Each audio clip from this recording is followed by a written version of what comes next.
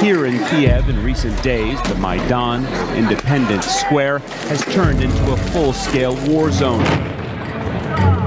More clashes in Ukraine's capital, Kiev.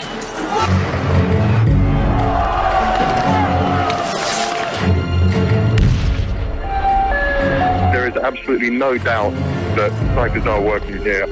I've counted 10 bodies. Мы и сегодня не знаем, кто стрелял в людей. Это проблема. Now on the brink of a civil war, at least 70 dead so far, and the death toll rising. Эти технологии, еще раз говорю, от них не застраховано ни одно государство. What we saw here today was a revolution. Хотите узнать, что происходило на Украине? We've invested over $5 billion to assist Ukraine in these and other goals. Вы знаете, в большой политике, о чем бы ни говорили, все равно будут говорить о деньгах. NATO has expanded into 13 countries, up to the borders of Russia. 13 countries. Focus has to be on not allowing this crisis to turn into hot war between Ukraine and Russia. Эта тема очень опасная. Это тема войны. Сегодня спокойно никто не должен себя чувствовать.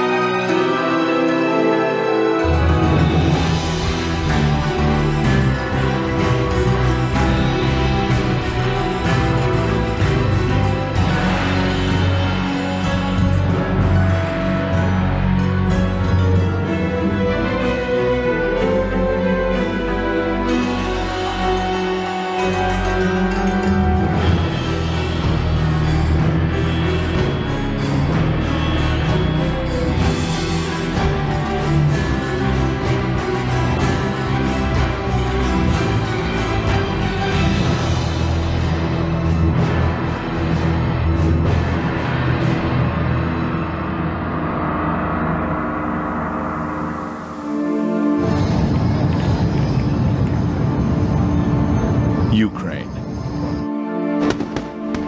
It's an ancient and proud land with a rich history filled with much beauty, heroism, and sacrifice. Ukraine is a borderland, a place where East meets West. This is the flag of Ukraine. The blue represents the sky, the gold its seemingly endless fields of wheat. Ukraine is a prize many have sought, and much blood has spilled in the quest to possess it.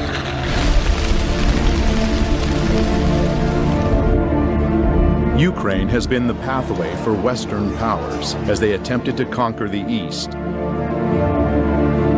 In World War I and World War II.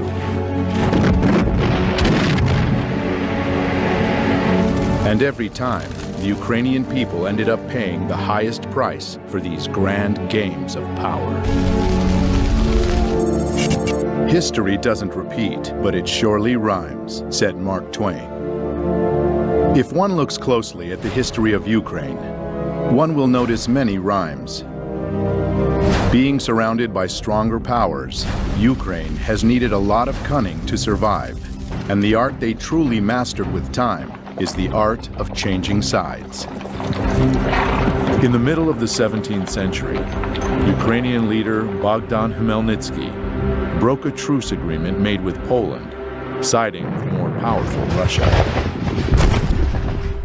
Just over 50 years later, as the Russian-Swedish War was raging, another Ukrainian leader, Ivan Mazepa, broke the union with Russia when he switched sides, joining forces with the Swedish invaders. Many times, Ukrainian history was written by third parties. Seeking to keep the gains of a revolution at any cost, Russia agreed to the humiliating conditions of the Brest-Litovsk Treaty of 1918, which turned Ukraine into a German protectorate. Another historical document that changed the fate of Ukraine was the Molotov-Ribbentrop Pact of 1939. one of many such agreements being signed between European countries and rising Germany. Attempting to protect his nation from the approaching Nazi threat, Joseph Stalin negotiated a treaty of non-aggression with Adolf Hitler. While promising each other peace, the Soviet and German foreign ministers Molotov and Ribbentrop realigned the map of Eastern Europe, splitting it into German and Soviet spheres of influence. No sooner had the Molotov-Ribbentrop Pact been signed than Poland was split. And in September of 1939, Eastern Poland awoke to be Western Ukraine and a part of the family of Soviet republics and the USSR. But even this bold dividing of lands and nations only delayed the inevitable. Germany broke its promise to the USSR. On June 22, 1941, Germany invaded the USSR, launching Barbarossa, the largest military operation in world history.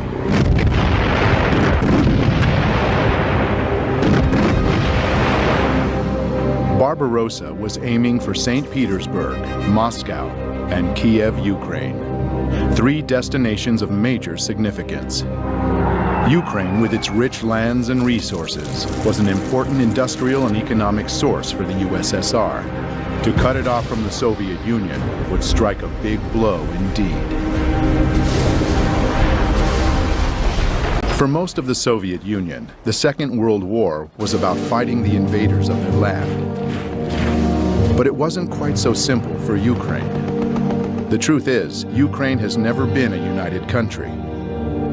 When World War II broke out, a large part of Western Ukraine's population welcomed the German soldiers as liberators from the recently forced upon them Soviet rule, and openly collaborated with the Germans. The real scale of collaboration was not announced for many years after the war, but we now know that whole divisions and battalions were formed by Ukrainian collaborators, such as SS Galician, Nachtigall, and Roland battalions. Just in the beginning of the war, more than 80,000 people from Galician region voluntarily enrolled into Division SS Galician in a month and a half, notorious for their extreme cruelty towards the Polish, Jewish, and Russian people on the territory of Ukraine. Members of these military groups came mostly from the Organization of Ukrainian Nationalists, the OUN, founded in 1929.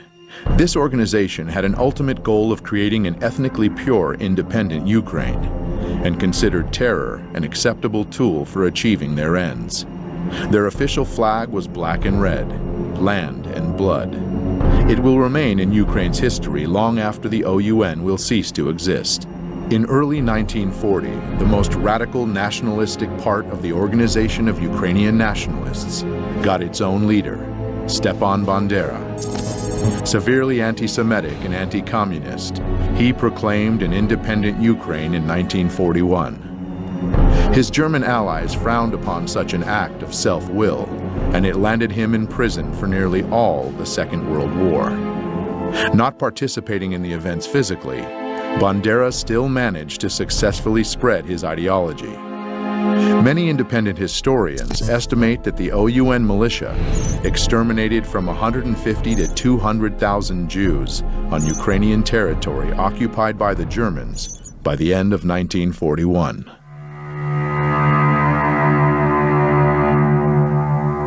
The most notorious and outrageous massacre took place September 29th and 30th, 1941, in Babi Yaru, Kiev. All kikes of the city of Kiev and its vicinity must appear on Monday, September 29th by 8 o'clock in the morning.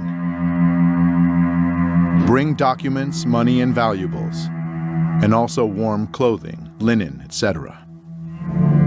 Any kikes who do not follow this order and are found elsewhere will be shot. 33,771 Jews were killed in this two-day operation of the Nazis and Ukrainian militia.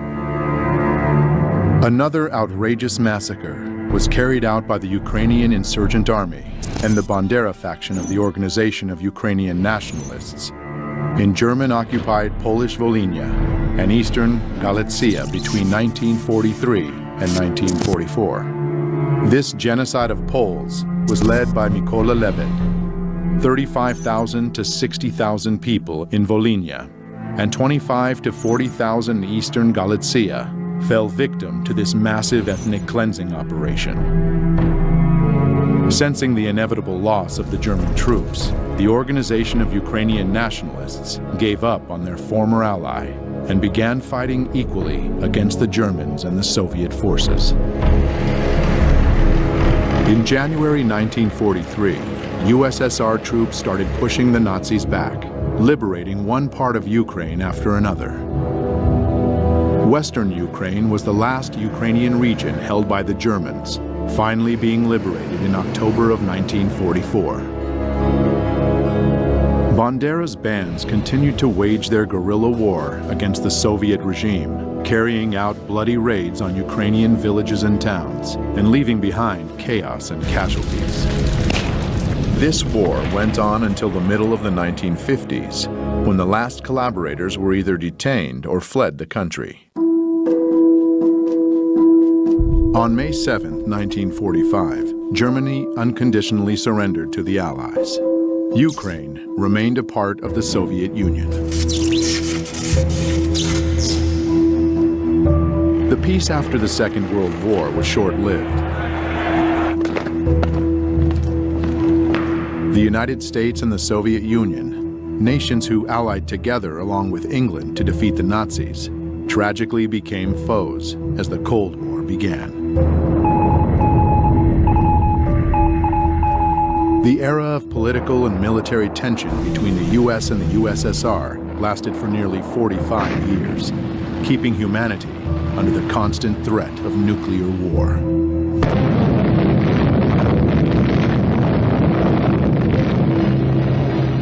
In this battle, the United States never lost sight of Ukraine's importance. U.S. intelligence kept a close eye on Ukrainian nationalist organizations as a possible source of counterintelligence against the Soviet Union. CIA documents that just recently have been declassified show strong ties between U.S. intelligence and Ukrainian nationalists since 1946. From the CIA agency report, it is clear that they were not mistaken about the nature of Ukrainian nationalist organizations or their leader, Stepan Bandera himself.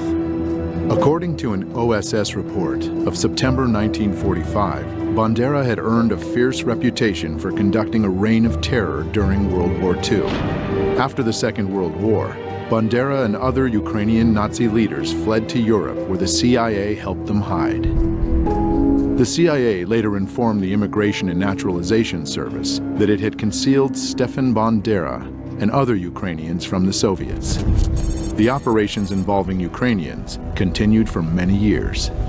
The Nuremberg trials of 1945 and 1946 brought the political, economic, and military leaders of fascist Germany to justice and revealed to the world the monstrous face of Nazism and the crimes they committed. But the Ukrainian Nazis were spared the same fate, and some were even granted indulgences by the CIA. By 1954, the agency excused the illegal activities of the OUN security branch in the name of Cold War necessity. In 1949, Mykola Lebed, the man responsible for the massacres in Volhynia, was moved to the United States, where he died in 1989 without ever being investigated or pursued as a war criminal. The CIA moved to protect Ukrainian nationalist leader Mykola Lebed from criminal investigation by the Immigration and Naturalization Service in 1952. Perhaps Bandera lost his use to the US, or maybe KGB agents outsmarted the CIA. But in 1959, Stepan Bandera, the leader of the Ukrainian nationalists, was killed in Munich, where he was hiding under the name of Stefan Popel. It would be fair to say that Bandera became a major symbol of Ukrainian nationalism by sheer chance, for he was neither its only leader nor its most powerful one. Dmytro Dontsov was the father of the far-right totalitarian doctrine in Ukraine. Andriy Melnik was the leader of another faction of the OUN. Roman Shuhevich was a general of the Ukrainian insurgent army, and others contributed greatly to the movement. Bandera's dangerous ideology, suppressed by the communist authorities, but supported by external forces, never really died.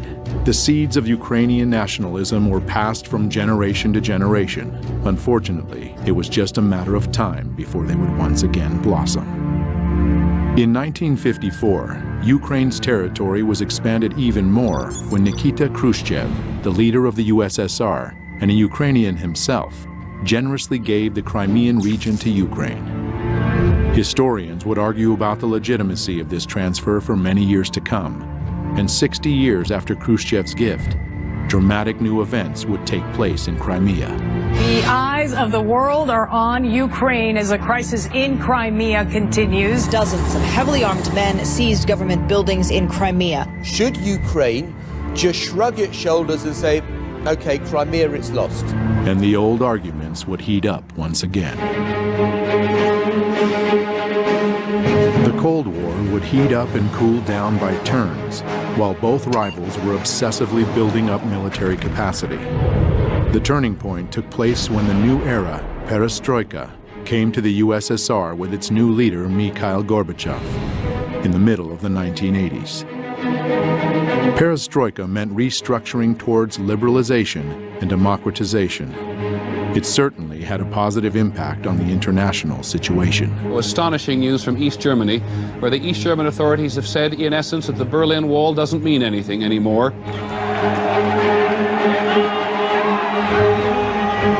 But inside the USSR, the weakening of Kremlin control had different consequences. In Ukraine, a nationalistic political organization, Narodny Ruch, or People's Movement, emerged in 1989 due to this new openness. They advocated for independence of Ukraine from the USSR and became an incubator for leaders of Ukrainian neo-Nazism. In 1991, one of them, Oleg Tyagnybok, founded Svoboda, an openly radical nationalist party preaching the good old principles of Bandera. Вони готувалися і боролися з москалями, боролися з німцями, боролися з жидвою і з іншою нечистю, яка хотіла забрати в нас нашу українську державу. Purge Ukraine from the Jews and Russians, Ukraine for Ukrainians, and so on. His statements got him 5th place in the Simon Wiesenthal Center Top 10 Anti-Semitic World Leader Rankings of 2012. Slava Ukraini! But also, sadly, attracted numerous followers. Dmitry Yarosh founded another extreme right organization, Trizu, or Trident, in 1994. In April 2013, Yarosh became an assistant to a member of parliament from the opposition party Udar. Later that same year, he would become the leader of the most radical Ukrainian Nazi group, the Right Sector. Andriy Parubi would soon appear leading a whole army of ultranationalist warriors. And the torch marches would once again light up the streets of Ukrainian cities.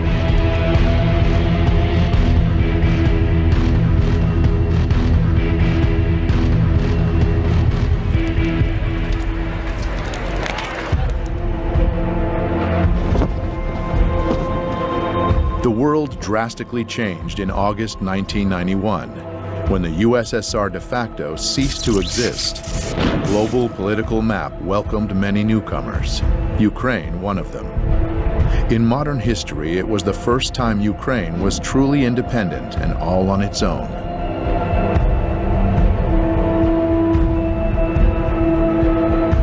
The red flag came down over the Kremlin tonight as President Gorbachev resigned and brought to an end 7 decades of communist rule in the Soviet Union.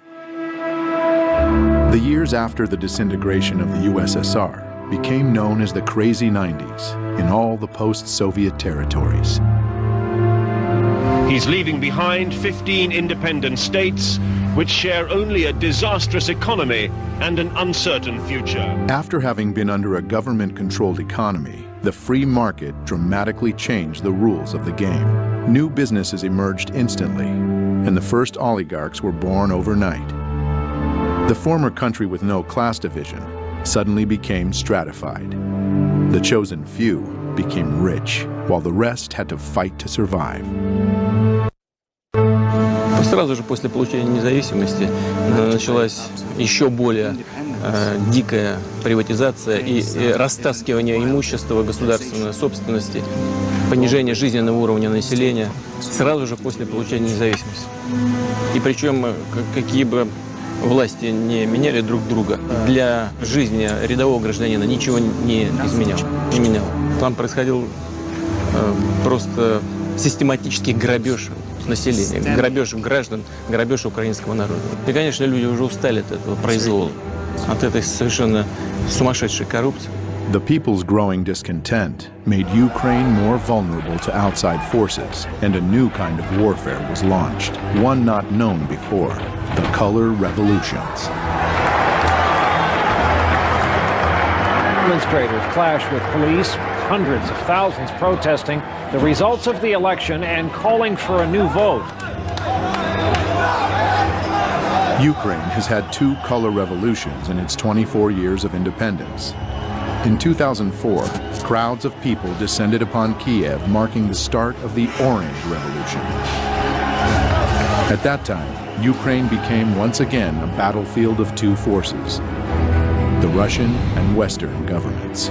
The culmination of this conflict took place during the presidential elections in November of 2004. The two major candidates, Western-backed Viktor Yushchenko and Russian-leaning Viktor Yanukovych, almost equally shared the votes of Ukrainians. By the way, calling Viktor Yushchenko Western-backed is not an exaggeration. His wife, Katerina Yushchenko, is a former U.S. State Department official and worked in the White House during the Reagan administration. The division was along geographic lines. Traditionally, Russian Eastern Ukraine voted for Yanukovych, while Western Ukraine chose Yushchenko. By the announced result, Viktor Yushchenko lost to Viktor Yanukovych, but thousands of people didn't agree with it, and they came to the central square of Kiev on the 22nd of November. The situation received wide news coverage. The country's election commission ignored reports of fraud, declaring Kremlin-backed Viktor Yanukovych the winner. International politicians, such as former General Secretary of NATO, Javier Solana, became frequent guests in Kiev, initiating negotiations between parties. And I hope very much, and the goodwill of everybody, we will be able to overcome this difficulty. The results of the negotiations, however, were often reached only on paper. Thus, Yushchenko never told the supporters to stop blocking government buildings in central Kiev.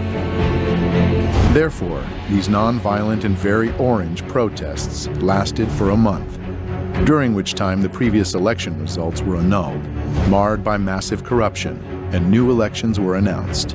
An important nuance: just 3 months before, Viktor Yushchenko became a victim to a mysterious and still unsolved poisoning. But it didn't prevent him from winning in the new election. Though, as we shall soon see, there was much more than just the people's will that led to this victory. This peaceful revolution and its leader were warmly welcomed by the international community. But the euphoria didn't last long. Yushchenko's government completely failed with reforms and lost its chance to establish democracy, instead descending into infighting. Viktor Yushchenko was not re-elected for a second term, but at the end of his presidency, he had the time to make one last gift to his supporters from Western Ukraine. На завершення я хочу сказати про те, що чекали мільйони українських патріотів і багато років. Я підписав указ за незламність духу, відстоюванні національної ідеї, виявлені героїзм і самопожертву в боротьбі за незалежну українську державу. Постановляю присвоїти звання Герой України з удостоєнням ордена держави Бандері Степану Андрійовичу. Слава Україні! The hero status of Stepan Bandera was short-lived. In 2010, Viktor Yanukovych was elected president. This time, the international community had no doubts about the legitimacy of the elections. In January 2011, Viktor Yanukovych repealed the hero title of Bandera. Almost 4 years into his presidency, though, another revolution shook Ukraine. Unfortunately, this one was anything but peaceful.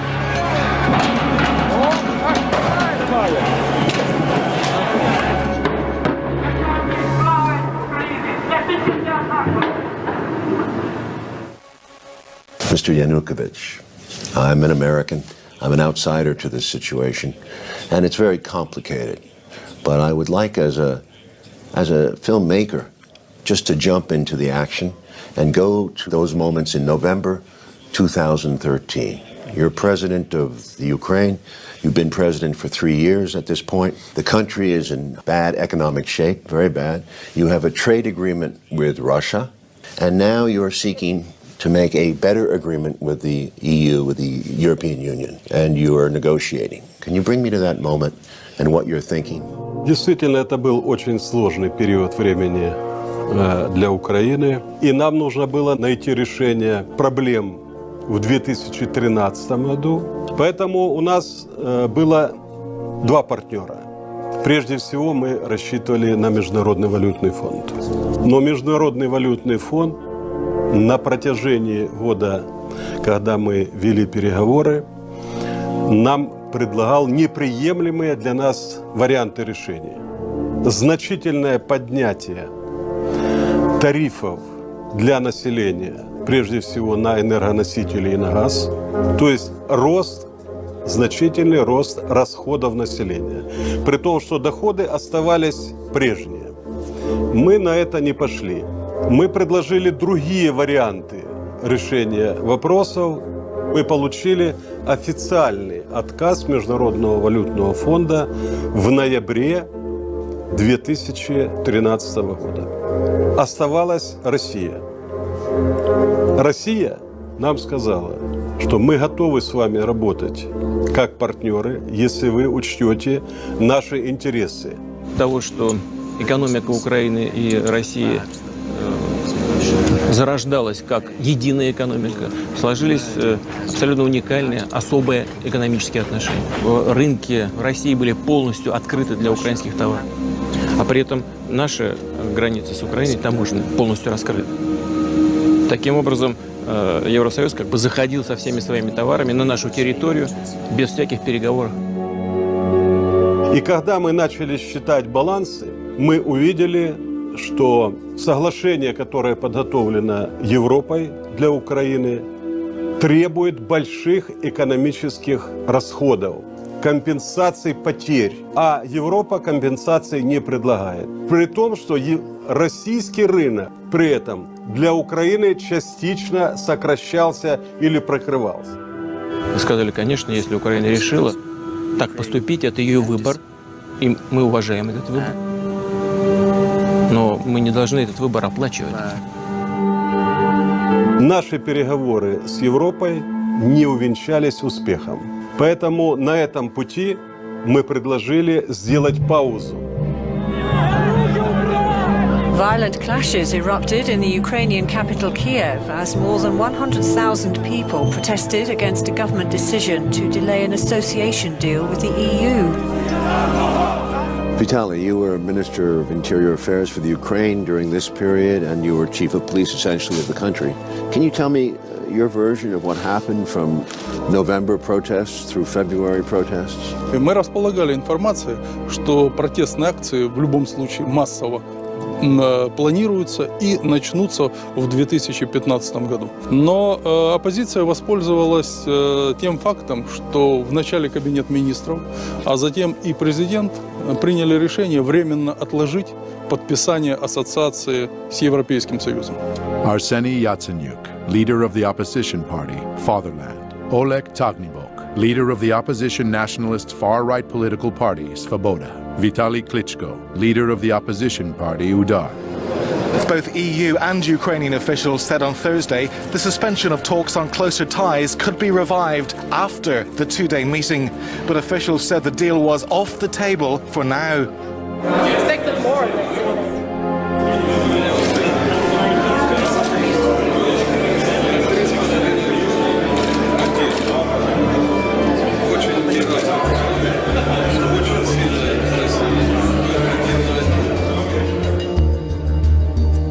Pro-EU protests on the streets of Kiev enter their second day.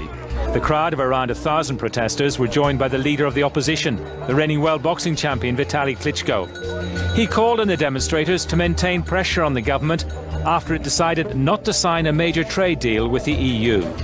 You go back to Kiev the next day after the meeting with Merkel, and the protests are up, am I right? Can you take me through that period?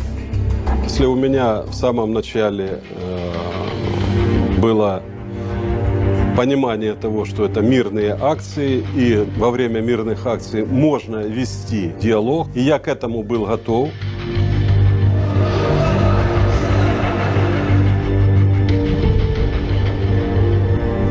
И говоря о протестах ноября-февраля, необходимо обязательно учитывать динамику их развития, которая происходила на Украине заранее до того. Огромное количество общественных организаций, которые финансировались из-за рубежа, огромное количество журналистов, работающих на гранты. Robert Perry is a longtime investigative journalist based in Washington, D.C., best known for his major disclosures about the Iran-Contra scandal in the 1980s.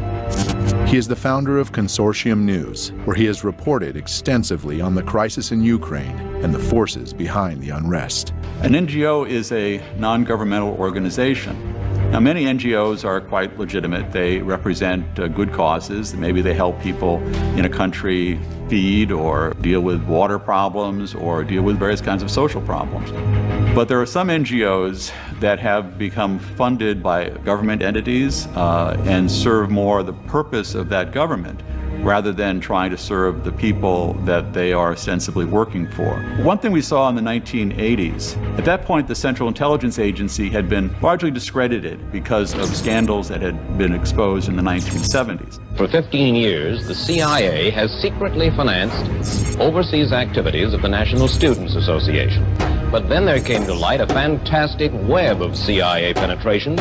So when the Reagan administration came in, there was this concept that instead of having the CIA, which traditionally would go into these different target countries, funding their media, funding NGOs, funding different political operations, that was essentially farmed out to a new organization called the National Endowment for Democracy, which was created in 1983. And it would do pretty much what the agency used to do. It would go into one of these countries and it would support various political groups, train activists, deal with journalists, business groups, and try to advance U.S. foreign policy interests, sometimes against the interests of the host government, the target government.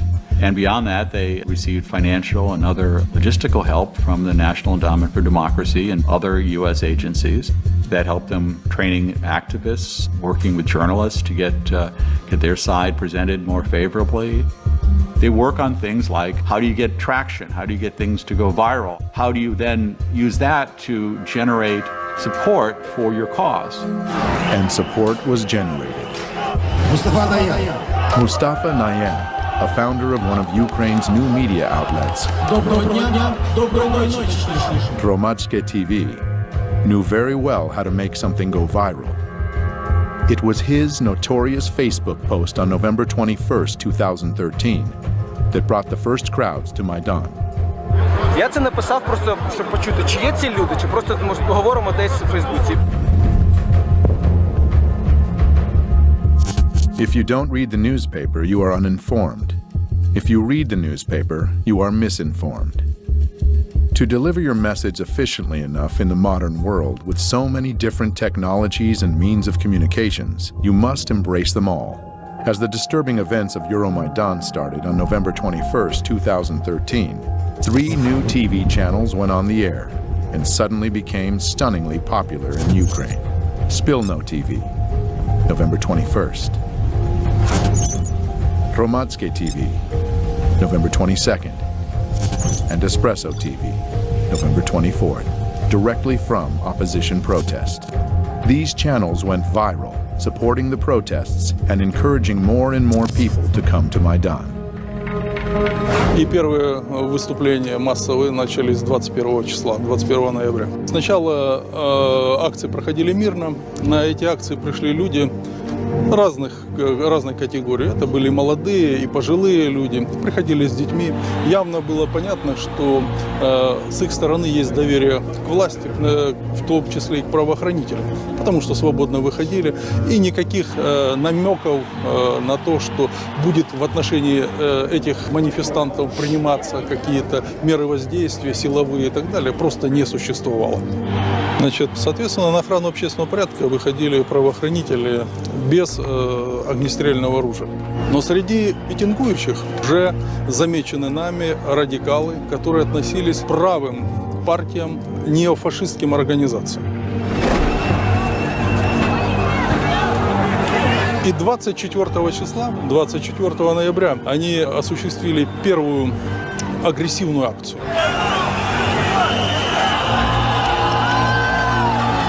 24 числа первое было нападение на кабинет министров.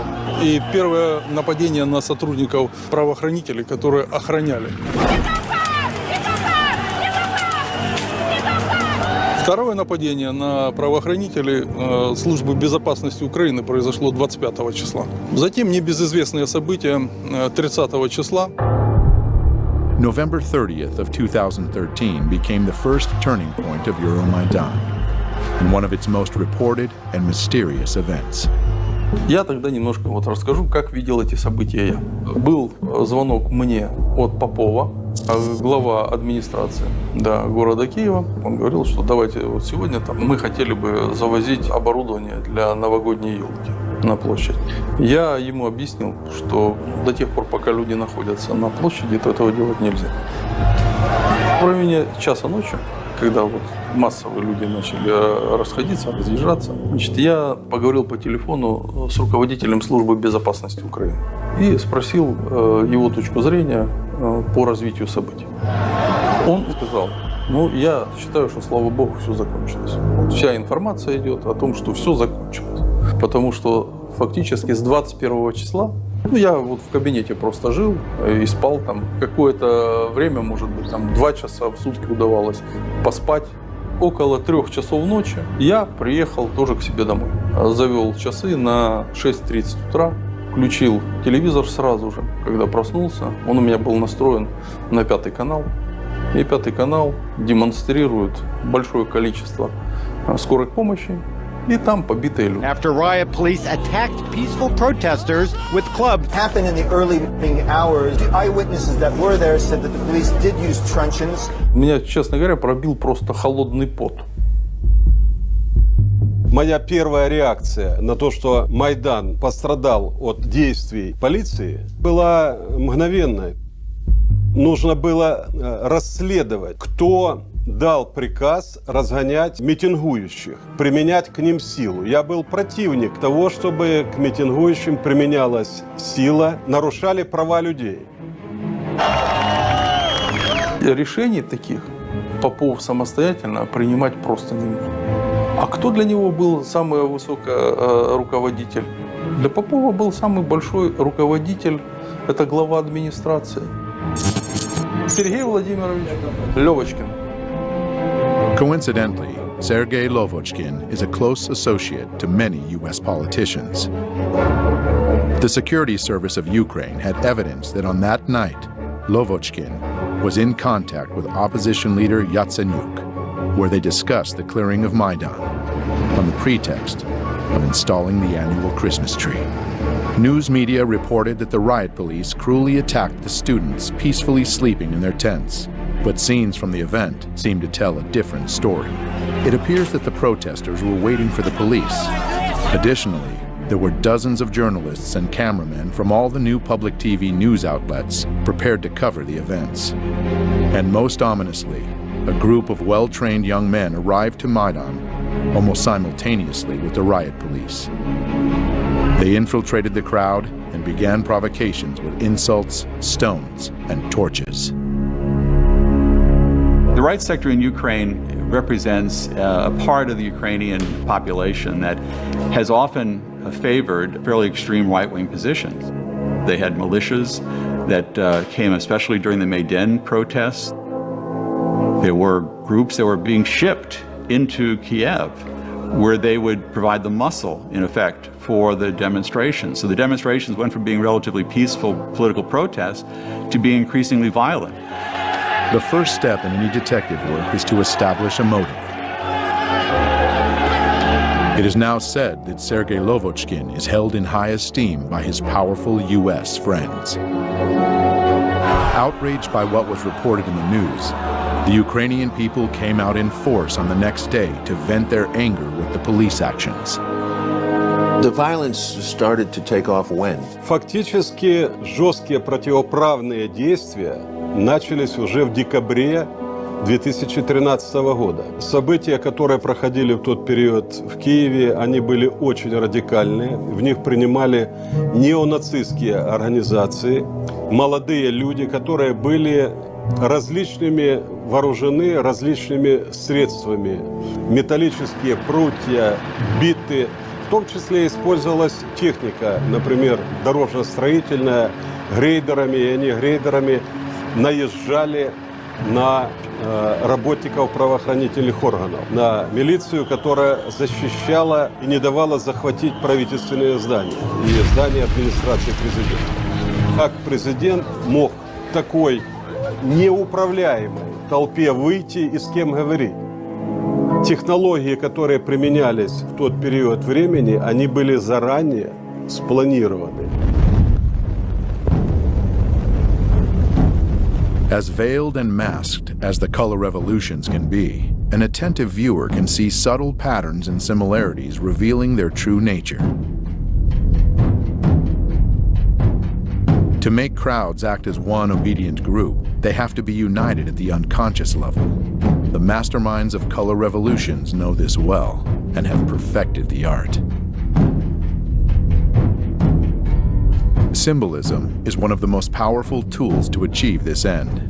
Revolutionary political organizations with surprisingly similar names and even more similar logos have appeared time and again, almost as omens marking the countries that would be hit by the colored plague next. They are often described as being aware and active, when they're actually trained and radical. They are the ones who take the first shot, literal and metaphorical, to transform the peaceful protests into full-blown coups d'etats. Their fingerprints can be found everywhere on the map of the color revolutions. Using all the experience of past generations, simple but effective tools like catchy sing-alongs and chanting are employed. Well known for exciting the crowd and creating a group identity, they depersonalize individuals and make them easier to manipulate.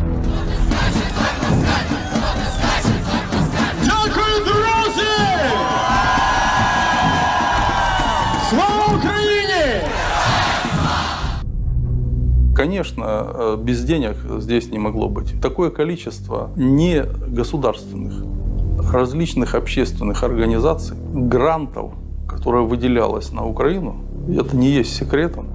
Incidentally, one such organization, Hromadske TV, received generous donations from the Dutch and U.S. embassies, as well as from the Renaissance Foundation, an NGO founded by George Soros. I set up a foundation in Ukraine before Ukraine became independent of Russia. And the foundation has been functioning ever since. And it played an important part in events now. I like criticism, but it must be my way. Did you see any evidence of U.S. involvement? Did you feel their presence from the U.S.? Очень частыми гостями были представители Соединенных Штатов, конгрессмены, были госпожа Нуланд, приезжала очень часто, у нас были с ней дискуссии. Но после этих дискуссий она шла на Майдан и поддерживала протестующих. И обвиняла правоохранительные органы, применялась чрезмерно сила. На самом деле эти все месседжи мы видели на Майдане. To celebrate with you a Ukraine that stands with Europe and stands with the United States. Well, members of Congress were visiting Ukraine during that period, most famously Congressman John McCain. So some of the people who were challenging their government, their elected government at that point, were being told by the senior U.S. official, a person who ran for president and a top official in the U.S. Congress, that the U.S. was with them. I'm Senator John McCain, and it's always a pleasure to be back in Ukraine. Senator McCain was, in a sense, giving the people in the Maidan a feeling that they had the backing of the most powerful country on earth. This is about the future you want for your country. This is about the future you deserve. Делегаций много приезжало. Я говорил, что нельзя говорить, во-первых, неправду. Нельзя становиться на сторону митингующих и отстаивать их права, создавая тем самым и углубляя конфликт. Когда митингующие захватывают правительственные здания и учреждения, скажите, допустимо ли это в любой другой стране, например, чтобы посол Украины пришел к митингующим в Фергюсоне и раздавал там пряники или пирожки и обвинял полицейских Соединенных Штатов Америки? Я считаю, что это недопустимо ни в одной европейской стране. А почему к Украине было такое отношение? Who was your highest level contact with the U.S. government in this period? Я постоянно имел контакт с господином Байденом, вице-президентом. У меня были частые с ним телефонные переговоры. Но дело в том, что господин Байден говорил одно, а в Украине делали другое. And the U.S. ambassador? Посол Соединенных Штатов в Украине постоянно принимал представителей Майдана у себя в посольстве. Мы это очень хорошо знали, мы это отслеживали. И создавалось такое впечатление, что в посольстве Соединенных Штатов существует штаб, который управляет этим процессом. In early February of 2014, as the Maidan crisis was getting more violent, there was a phone call that was intercepted. It was a call between the Assistant Secretary of State for European Affairs, Victoria Nuland, and the U.S. Ambassador to Ukraine, Jeffrey Pyatt. Questions of credibility are being raised after a private chat between two top U.S. diplomats was leaked online. I think Yats is the guy who's got the economic experience, the governing experience. He's the guy, you know, what he needs is Klitsch and Tony Book on the outside. I just think Klitsch going in, he's going to be at that level working for Yatsenyuk. It's just not going to work. Yeah, no, I think that's right. Okay. Good. Well, do you want us to try to set up a call with him as the next step? Sullivan's come back to me VFR saying you need Biden, and I said probably tomorrow for an attaboy and to get the deets to stick. So okay. Biden's willing. So you had this remarkable phone call where you have these two senior officials of the U.S. government apparently talking about a coup or how they were planning to restructure the government of Ukraine. Fuck the EU. No, exactly. I'm not saying the whole U.S. government feels that way. There is division on this, but the neoconservative element wants very much to change the strategic dynamic in Eastern Europe. The neocons are very smart people, and they've been at this for a long time. They came in around the issue of propaganda. They studied how to create hot buttons for the American people. They had this experience when they were getting the American people to get excited about Central America back in the 1980s. Sandinista regular army. The ground force is being equipped now with Russian artillery. And they've been applying those same strategies ever since. They remain very dedicated to achieving their goals. They still want to get rid of certain governments. They wanted regime change in Syria, for instance, regime change in Iran. They're very skilled at this, and they have a lot of allies now inside the news media, inside the government, and that means that they can do a lot to control the narrative of any story. I think in America these days, we have somehow told ourselves that there are a lot of ways of dealing with these problems other than hard power. Vladimir Putin cares about hard power. The neoconservatives can now demonize a leader of a country. That sells with the American people. So you don't just sort of argue a policy. You attack the leader. So the neoconservatives became very skilled at picking out leaders, finding their ugly traits, and then highlighting them. Yanukovych, you might say, was a rather clunky political leader, but you make him into a devil. He's totally corrupt, and he's evil, and he wants to kill people in the Maidan, these wonderful white-hatted demonstrators. So you've got a black hat versus white hat. You keep repeating that basic scenario, and it works with the American people. You've got to realize what Vladimir Putin is. He's an old KGB colonel that wants to restore the Russian Empire. You make them into demons, and the American people find that the way they can understand the world. Once that happens, it's very difficult for a journalist or anyone else to say, you know, hold it, that guy, he's got more of a gray hat than a white hat or a black hat. And if you say that, you suddenly you're a Yanukovych apologist or you're a Putin apologist, and then the attacks come on to the person saying it, the journalist, the academic, or whoever.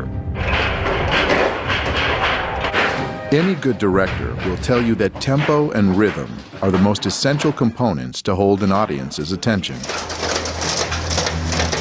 Сама технология, которая применялась Майданом, состояла в необходимости сакральных жертв. Это часть технологии. It can also be called a method of betrayal, when the allies and followers are relentlessly thrown into the revolutionary flame. The idea is simple. When the preparation work is done, the trigger just needs to be pulled to set the machine into full motion. The murder of politician Rafiq Hariri led to the Cedar Revolution. Looking back at the mysterious poisoning of Viktor Yushchenko right before the Orange Revolution of 2004, we see now that he became a sacred victim himself. Most political analysts believe the compassion of the Ukrainian people at that moment tilted the scales, giving him the presidency.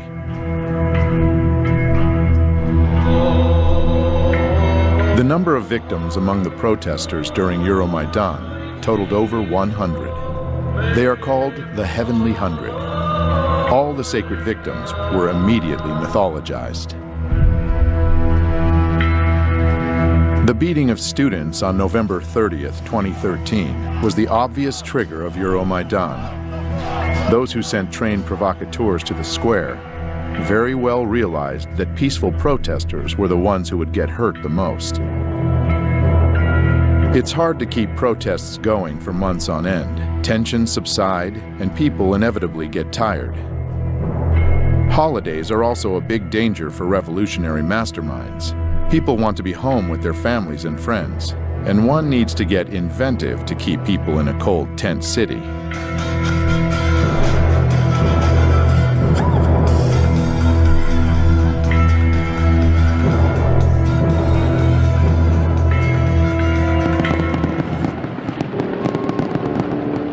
On Christmas Day of 2013, tabloid journalist and political wannabe Tatiana Chornovol was chosen to become the tool to whip the protests on Maidan back up. A civic activist and journalist known for investigating corruption among senior officials was beaten outside Ukraine's capital on Christmas. Her heroic deeds as a reporter looked more like petty crimes, trespassing on the presidential residence of Viktor Yanukovych, leading a rioting crowd to seize the Kiev City Administration building, breaking into a car of the Security Service of Ukraine. It looked like Tatiana was more interested in making news than reporting it, and gaining name recognition that could be turned into votes for her struggling political career in the opposition party Fatherland. She gave the world media a Christmas present in 2013, when she was cruelly beaten by unknown assailants on the road. Despite the fact that in just 3 days all the suspects were arrested and confessed to beating Tatiana during a road rage incident, world media kept insisting upon the political background of the crime. Instantaneously, Tatiana became a heroic martyr, uniting people around her image.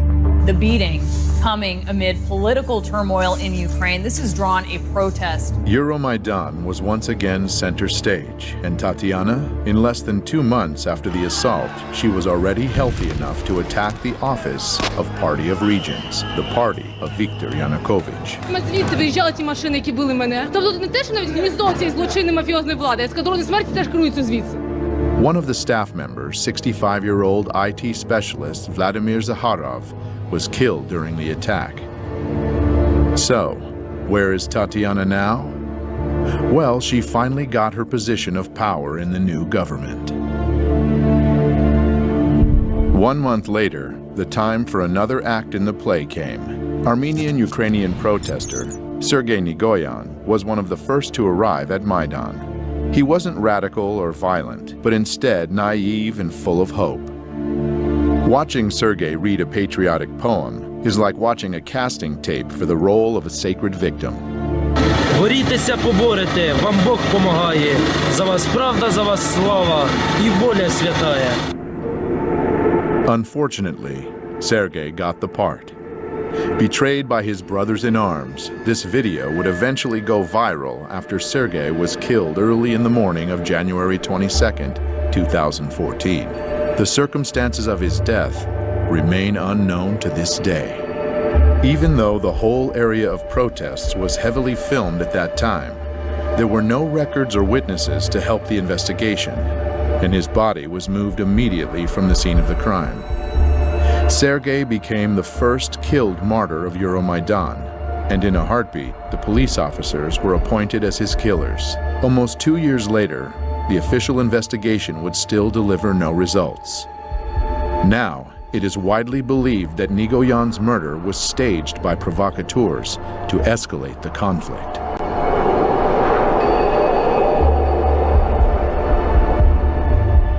God speaks to people with the language of signs. On January 26, 2014, Pope Francis prayed for Ukraine, addressing thousands of people at St. Peter's Square in Vatican City. Et Filius et Spiritus Sanctus. After the prayer, 2 white doves were released from the papal window and were immediately attacked by a crow and seagull. Those who understand the language could easily read the meaning of this omen. Soon, great forces, the seagull and the crow, would be tearing apart 2 Slavic nations, the white doves. This omen gave hope to the Ukrainian people, saying that by God's will, the doves would be saved. But it also predicted severe hardship and many victims. The events which could enter into the history of the color revolutions as the most massive human sacrifice yet arrived right on schedule, 1 month later. For weeks, this European capital has been the scene of a violent uprising. Today, the bloodiest day yet. The protesters are pushing up towards the government district, armed here with Molotov cocktails, but we saw handguns and shotguns too. There are casualties on both sides. Well, she's just said that there are 6 dead people up there, not just injured, dead. They said they've been hit by snipers. 20 февраля начали расстреливать сотрудников милиции. Я получил информацию, что начали стрелять снайперы, и есть жертвы с 2 сторон. Консерватория, откуда прозвучали первые выстрелы, это то, что было под контролем у сил Майдана. And here again we meet our old acquaintance from Narodny Ruch, Andriy Paruby, who is at the peak of his glory as self-proclaimed commandant of Maidan, which basically means the leader of the radical opposition. Ми попередили їх про те, що Майдан може вдатись до більш активних дій, якщо в найближчі дні ми не побачимо виконання наших вимог. Дело в том, чтобы посеять хаос, но Янукович точно не был заинтересован в том, чтобы хаос разрастался. The protesters were filmed leading a long line of riot police away. It's not clear where they were taking them. 67 officers are currently reported to be missing. 14 policemen dead and 43 wounded. Было погибших 20 человек и более 150 раненых огнестрельными ранениями. Тогда уже было понятно, 20-21 февраля, что начался вооруженный переворот. Earlier, from inside the protest camp, the opposition leader Vitaly Klitschko urged his supporters to stay put. Each of you here should stay strong in spirit, he said, because we're not going anywhere. Мы вели в этот период времени переговоры с оппозицией и очень часто договаривались. Но, как я позже понял, что это была игра. Та часть, которая оппозиции, которая не принимала участие в переговорах, радикальная часть. Она не обращала внимания и никого не слушала. Они выполняли свою работу. Like in 2004 during the Orange Revolution, international leaders felt it necessary to intervene and bring both sides to the negotiating table. Приехали 3 министра иностранных дел европейских стран в Киев. Laurent Fabius, Frank-Walter Steinmeier, Radoslav Sikorski. Приняли участие во встрече президента Януковича и оппозиции.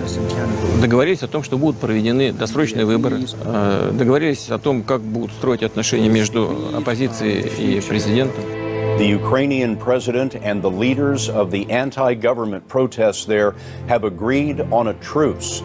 The truce was to give talks between President Yanukovych and the opposition a chance. Just like in 2004, the opposition, or at least its radical faction, the Right Sector, headed by Dmitry Yarosh, had no intention on fulfilling its part of the bargain.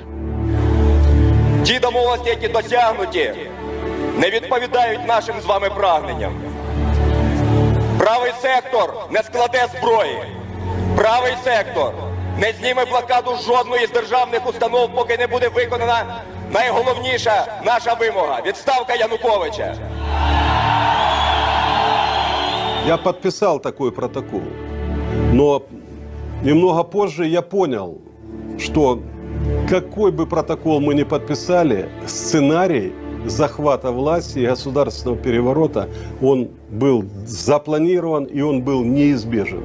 То есть фактически это не зависело от наших действий. The opposition leaders left saying they may have found a way to end the bloodshed, but they wanted to take the conclusions from their meeting to the people. It was soon apparent that the people were not happy. И на следующий день господин Янукович уехал во второй по величине город страны, в город Харьков. Как только он уехал, захватили и его резиденцию, резиденцию администрации и правительство с помощью оружия. Как это называется? Дело в том, что я вылетел туда вертолетом. Машины, которые меня должны были сопровождать, выехали самостоятельно, но этого никто не знал. Ехали президентские машины, и по этой колонне президентских машин был открыт огонь. Также была информация у нашей разведки, что были специальные наемники, которым была поставлена задача не захватывать президента, а расстрелять. И я обратился к президенту Путину, чтобы он разрешил мне выехать на территорию России. Я получил согласие, и мне было оказано содействие. 24 февраля я попал на территорию России.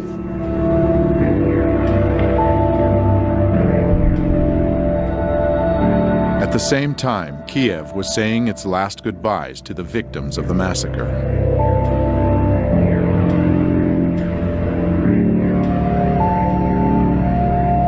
It was also welcoming those who came to power at their cost. Ukraine's parliament has voted for the new speaker of the assembly to become interim president. Alexander Turchinov called on lawmakers to form an interim government by Tuesday. These latest developments follow the dismissal of President Viktor Yanukovych on Saturday. And they removed Yanukovych, not following the constitutional procedures for impeachment. Процедура импичмента не была соблюдена.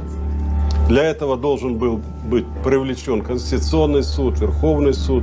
Этого не сделали. И голосовать в парламенте должны были 3/4 депутатов. The parliament of Ukraine consists of 450 deputies. The constitution of Ukraine requires at least a 3/4 majority to vote. In other words, 338 votes in favor of the impeachment, but only 328 deputies voted yes. 3/4 не проголосовали.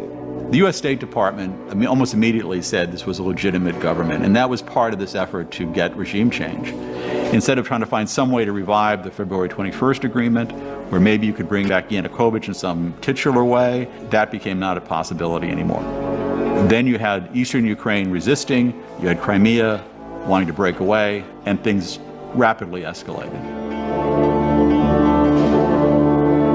Voters will decide Sunday whether they'll leave Ukraine and join Russia. The campaign with the slogan "Together with Russia" has the backing of Moscow. The Crimea situation, the referendum, is also happening during this period very quickly. Крымский референдум инициировали жители Крыма. Это была их реакция на попытки представителей Майдана устроить такой Майдан в Крыму. Это не секрет, что население Крыма всегда было пророссийски настроенным. Crimean authorities, sensing the mood of the populace, fully supported Viktor Yanukovych's decision to postpone the 2013 European Union Association deal and side deeper ties to Russia. As the events in Kiev took their course, Crimean authorities issued a declaration, putting into words the fears of its people. Based on the will of the Crimeans who elected us, we declare that we will not give Crimea to extremists and neo-Nazis seeking to seize power in Ukraine at the cost of the blood of the country and its citizens. After the regime change in Kiev, rumors began spreading in Crimea that the new authorities would be merciless to those that opposed them. Слава Україні! This led to the pro-Russian demonstrations rejecting the new government in Kiev. On February 27th, the government buildings in the capital of Crimea were seized by pro-Russian protesters.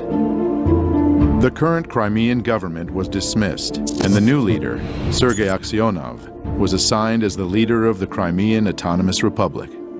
У них, конечно, надежда была, и они обращались к российскому руководству, чтобы их защитили.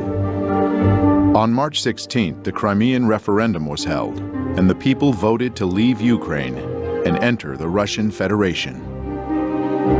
The situation in Crimea is being presented as a Russian invasion.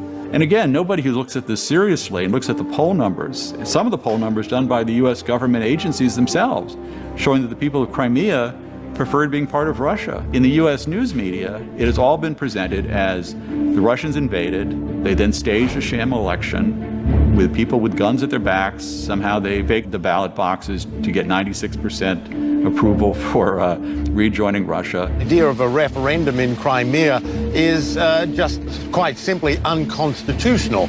It does raise questions on whether this vote really is free and fair, especially given the heavy military presence in Crimea right now, Errol. So that's how it's been sold to the American people. The reality is very different. The atmosphere here certainly is electric. Thousands of people who've gathered in the capital Crimean city of Simferopol. All of this following a referendum held last Sunday in which the majority of people here overwhelmingly voted in support of being reunited with Russia. Я бы хотел спросить, что такое демократия? Демократия – это политика, основанная на воле народа. Как выясняется воля народа? В современном мире с помощью голосования. Люди пришли свыше 90%, и свыше 90% проголосовали за присоединение к России. Нужно уважать выбор людей. Не подстраивать каждый раз под свои геополитические интересы, международное право и принципы демократии. У нас не было там никаких боевых действий. Там никто не стрелял. Никто никого не убивал. What is described in the West as a Russian invasion of Crimea is, in fact, the presence of Russian soldiers in Crimea. Can you clarify that? Российские солдаты в Крыму, как говорят, были испокон веков. Потому что база Черноморского флота была в Крыму. As long ago as 1804, Sevastopol's naval base became the main military port of the Russian Empire on the Black Sea. During the Second World War, the heroic defense of Sevastopol lasted almost a year and took hundreds of thousands of lives. Therefore, the naval base in Crimea has a legacy of historical pride for the Russian Black Sea Fleet, as well as being of huge strategic importance.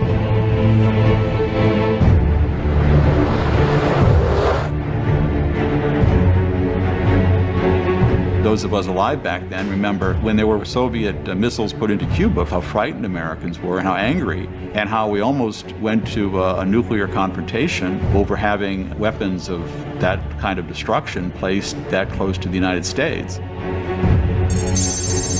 If the United States considers Cuba to be in its backyard, then Crimea lays at Russia's doorstep. The consequences of a U.S. seizure of the base or a NATO base? Очень тяжелые, потому что сама по себе база ничего не значит. Но вот чтобы я хотел отметить один нюанс. Почему мы так остро реагируем на расширение НАТО? Нас беспокоит практика принятия решений. Я знаю, как принимаются. Когда страна становится членом НАТО, ей уже очень трудно сопротивляться давлению со стороны такой крупной страны, лидера НАТО, как США. И там легко может появиться все, что угодно. Система противоракетной обороны, и новые базы, и, если потребуется, и новые ударные комплексы. А нам что делать? Мы должны в этой связи предпринимать контрмеры, то есть ставить под удар наших ракетных систем те объекты, которые, по нашему мнению, начинают нам угрожать. Ситуация напрягает. If we are attacked, we would certainly respond. Знаете, мне кажется, я не всегда понимаю логику наших партнеров. Иногда осталось впечатление, что нужно держать в повиновении и наладить дисциплину в своем собственном западном, так называемом, атлантическом лагере. Для этого нужен внешний враг. При всех опасениях Иран на это не очень тянет. I am concerned about the expansion of NATO. NATO has expanded into 13 countries, up to the borders of Russia. 13 countries. Эта тема очень опасная. Это тема войны. Вообще, война между Россией и Соединенными Штатами вообще это безумие.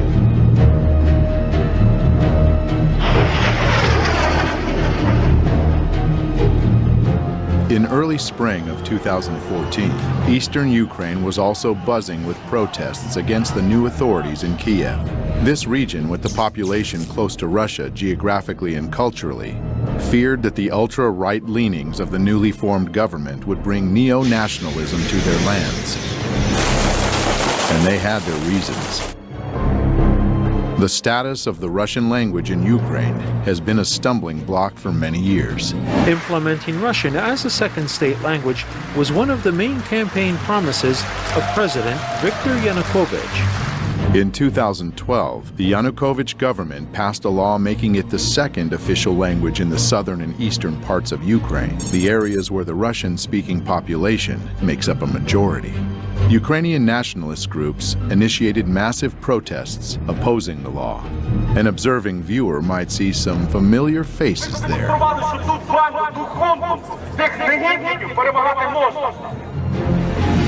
On February 23, 2014, the very next day after the regime change, the new government voted for an annulment of the official status of the Russian language. And even though later this decision was vetoed by the acting president, Alexander Turchinov, it still sent a message, and a powerful one. This alarmed the Russian-speaking cities of eastern Ukraine, and people took to the streets to show their disagreement. In response, pro-Maidan groups conducted their own demonstrations. When the two parties would meet, it was always tense, and eventually it led to tragedy. One person died and over 50 people were wounded in clashes during a pro-Russian march protesting the new government in Kiev. On April 6th, the Crimean scenario began repeating in eastern Ukraine, where protesters seized government buildings. And the next day, April 7th, they proclaimed Donetsk People's Republic. Kiev replied by announcing the beginning of an anti-terrorist operation in eastern Ukraine. By that time, the international media was screaming about a Russian invasion in Ukraine. Russia could now be on the verge of invading Ukraine. But strong words stayed only in the media. The Ukrainian authorities never announced a warlike situation. Why? IMF cannot give money to countries engaged in ongoing war. Petro Poroshenko. Вы знаете, в большой политике, о чем бы ни говорили, все равно будут говорить о деньгах. Too much money was already invested in Ukraine to stop halfway. We've invested over $5 billion to assist Ukraine in these and other goals that will ensure a secure and prosperous and democratic Ukraine. На развитие какой демократии тратились эти деньги? Как называли установление демократического режима? Я думаю, что это вот как раз тот режим, который сейчас насаждается на Донбассе. Obviously, the funds had to keep coming, and the conflict had to keep going. Getting more and more bloody and deadly. Мы завалили все вместе. As parties from both sides were using more sophisticated and lethal weapons. Господин Турчинов, который фактически начал войну, он несет огромную ответственность за это. Он начал войну против собственного народа. Он послал войска в Донбасс. Они сделали то, чего не делал я. И они начали кровопролитие.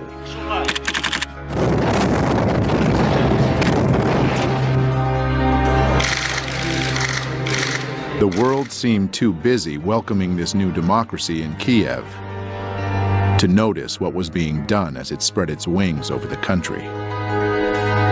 Many in southern Ukraine had been viewing the revolution with concern.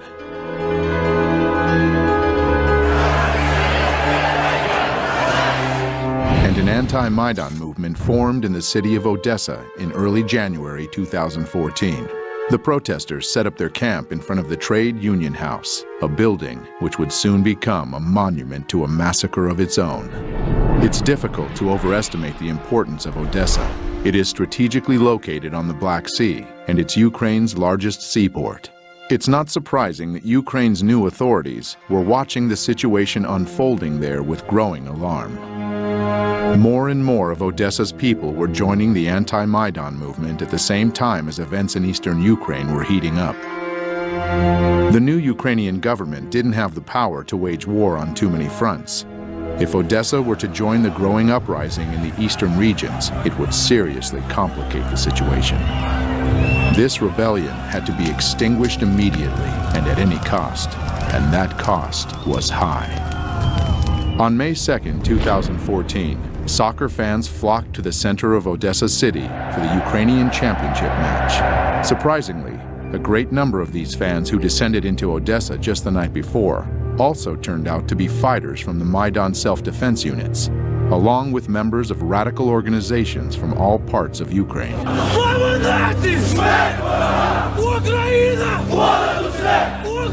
These fans, masked, armed, and shouting nationalist mottos, began disturbances in the center of the city as they marched to the anti-Maidan tent encampment, where they attacked.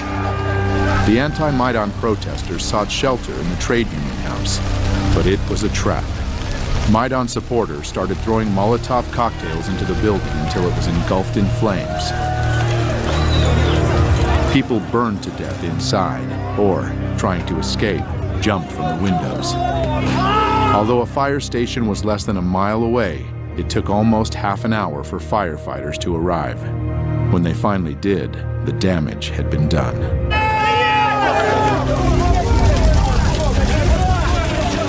But here's an intriguing fact. Just a few days before those dreadful events, a messenger from Maidan, Andriy Perubi, made a visit to Odessa. It's an interesting coincidence that some of the people he met with in Odessa were seen at the scene that fateful day.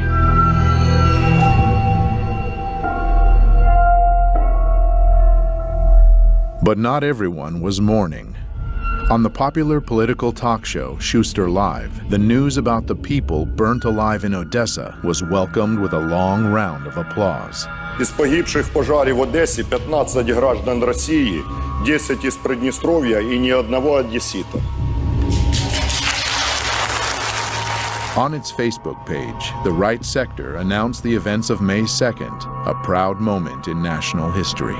An official investigation into this sad event has been going on now for nearly 2 years, and it's yet to reach a conclusion. But it seems the experts had all the information they needed from the very beginning. Звичайно, провокація була з сторони путінських бойовиків, які почали розкол української демонстрації.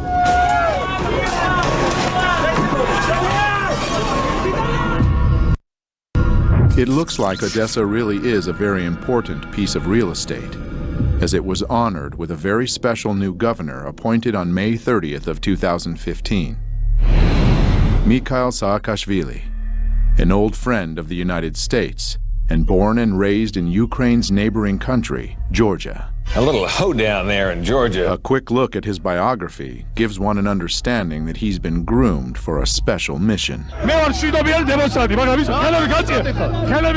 Mr. Saakashvili received a U.S. State Department scholarship, and he worked for a New York law firm which represented the organization Kamara, a group that appeared earlier when we learned about the color revolutions.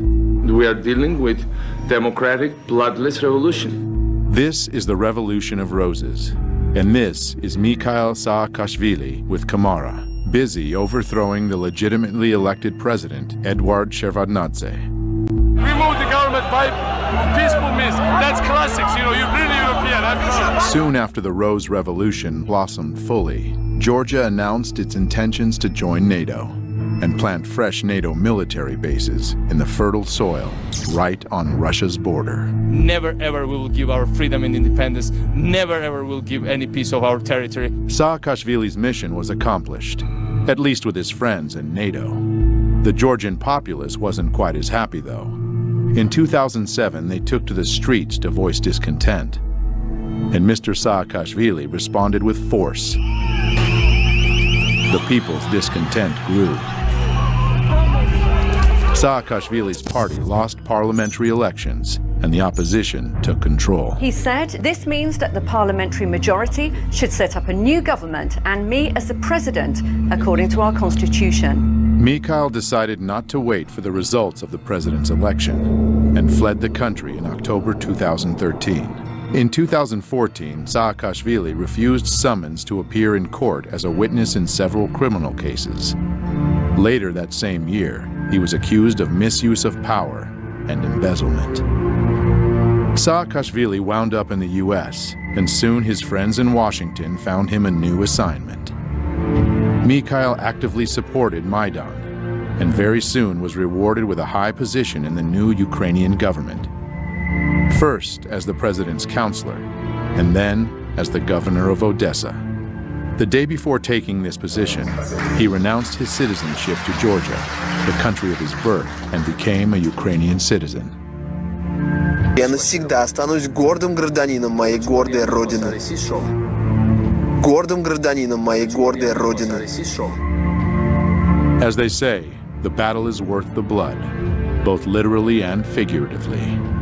Я прекрасно знаю реальную цену реформ господина Саакашвили. Я прекрасно знаю то, что он на Украине на самом деле является частью проекта, который нужно осуществить Украине определенным силам. Jeffrey Payet, the U.S. ambassador to Ukraine, paid a visit to Saakashvili just a month after he took office in Odessa. But as long as the Oblast administration is delivering results on Ukraine, you are going to see a steady flow of embassy and Washington visitors coming here. The meeting was fruitful, and Jeffrey generous. No matter how well Saakashvili's job goes, it looks like he shouldn't be worried about his own finances. On his Facebook page, he posted an official document showing that the new governor of Odessa gets a pretty penny from Washington, almost $200,000 a year. For comparison, the governor of Maine gets $70,000 a year. So if Odessa became a new U.S. state, it would be at the top of the list. Mr. Saakashvili should feel right at home in his newly adopted country. He is best of friends with fellow color revolutionary leader Viktor Yushchenko, who's the godfather of his son. Губернатором Одесской области назначен бывший президент Саакашвили. Это просто плевок, оскорбление одесситам, да и всему украинскому народу. Ему не дали даже рабочую визу в США. Университеты, в которых его пытались трудоустроить, не захотели его брать на постоянную работу. Значит, исполнять обязанности губернатора Одессы он может. А что, нет порядочных, профессиональных и способных выполнять такую работу украинцев?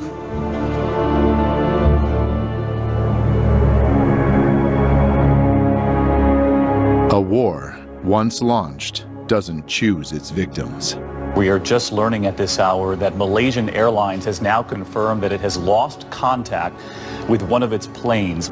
Plane was indeed shot down by a missile while flying at a high altitude over eastern Ukraine near the Russian border. 298 revised number of souls on board, all feared dead. It was a murder. It was a crime.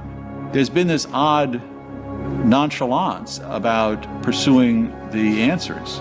There was a report, a very limited report, put out a few months after the event.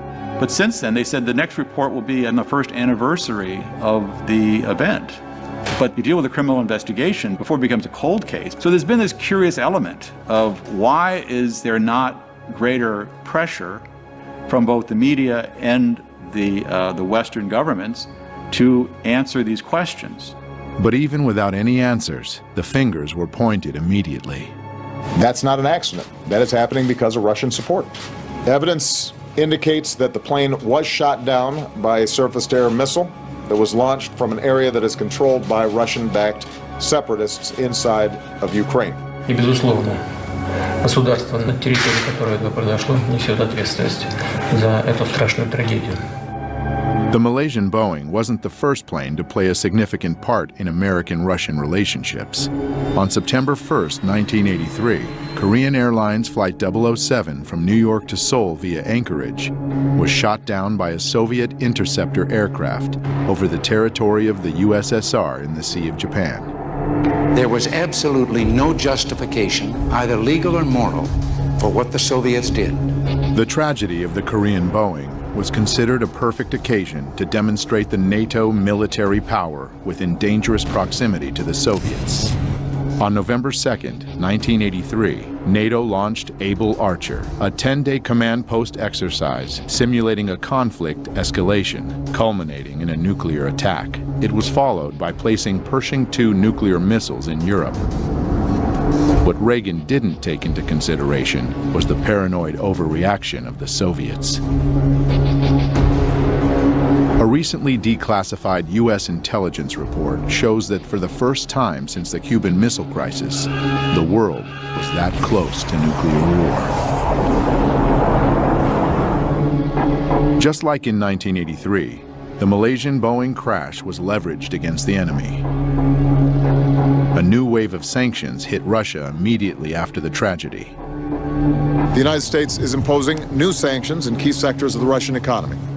Almost a year and 3 months later, the Dutch Safety Board published a report. Ladies and gentlemen, flight MH17 crashed because of a 9N314M warhead detonated outside the aeroplane above the left side of the cockpit. The report didn't blame any specific group or person and estimated a very wide area of 320 kilometers as a zone from which the missile was fired. At the same time, the Russian producer of Buk missiles, Almaz-Antey, conducted its own independent investigation. Результаты эксперимента полностью опровергли выводы голландской комиссии о типе ракеты и месте запуска. During the experiment, they blew up a retired airliner with a Buk missile and came to the conclusion that the Malaysian plane was brought down by the older type of missiles, not used by Russia anymore, but still in the possession of Ukraine. The company claims that the missile was launched from the territory controlled by the Ukrainian military. One would expect that these controversial results would again stir up public interest in the investigation, but the tragedy of Malaysian flight MH17 had already played its role in the big geopolitical game. Therefore, it was soon forgotten. The goal was achieved. After the third wave of sanctions hit Russia, the tensions between the two countries skyrocketed. So the question presents itself: are we truly witnessing the beginning of Cold War 2.0? And if so, what are our chances to survive at this time?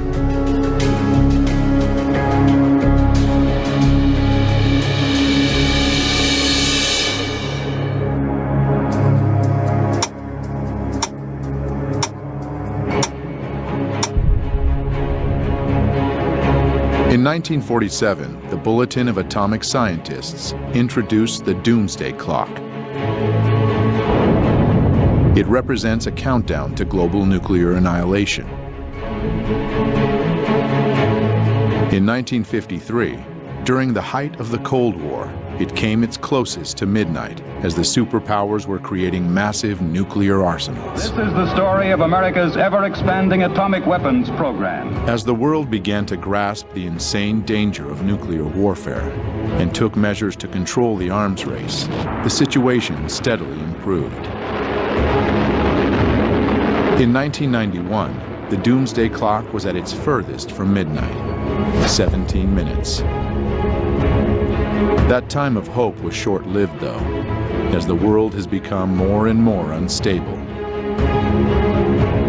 But in 2015, the Bulletin of Atomic Scientists moved the clock to just 3 minutes to midnight. Today, unchecked climate change and a nuclear arms race resulting from modernization of huge arsenals pose extraordinary and undeniable threats to the continued existence of humanity. The United States and Russia have embarked on massive programs to modernize their nuclear arsenals, undermining existing nuclear weapons treaties.